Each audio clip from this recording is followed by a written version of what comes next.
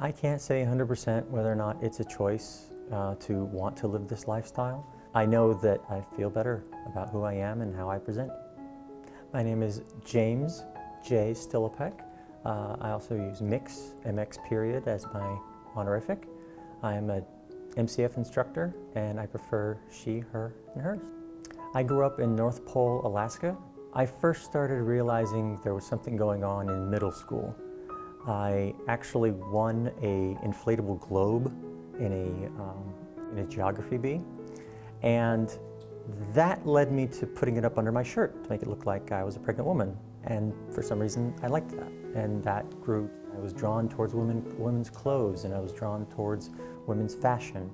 Eventually, I started making water balloon boobs, and I would wear my sister's clothes or I'd wear my mother's clothes. And when she realized that, she confronted me about it. She's like, "Are you gay?" And I said, "Well, I'm not gay.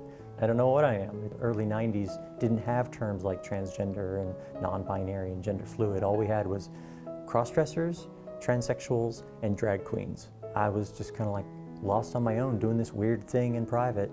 I felt a bit isolated, not being able to share what I was feeling. I actually went nearly 20 years kind of keeping it to myself, and then even when I got married to my wife Michelle, putting it completely back in the closet. You know, I thought, I have a woman now, I don't need to do this anymore, so I tried to ignore it and hide it. It didn't work. It was always in the back of my head.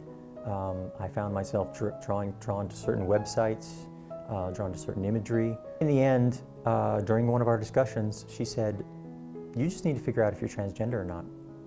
And I'm like, okay, could I be? At that time, I was still at the Defense Media Activity, and then I got a job here at DINFOS, so I was able to start completely fresh with whole new people. My boss did know when I first got the job that this was part of who I was, and that I was going to be making some type of a change at some point. And then I started telling people, and then I changed my moniker to Mix, and people were like, "What's that mean? How do you pronounce that?" And I said, "Well, it's gender fluid, or it's non-binary, and I'm going to be making some type of a transgender change."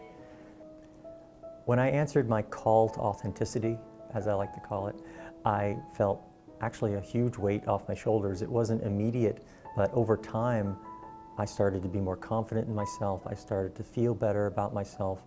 I started to be more willing to take risks. I started my own business. I started cosplaying and putting myself out there. It really made me feel good. It made me feel like this was right for me.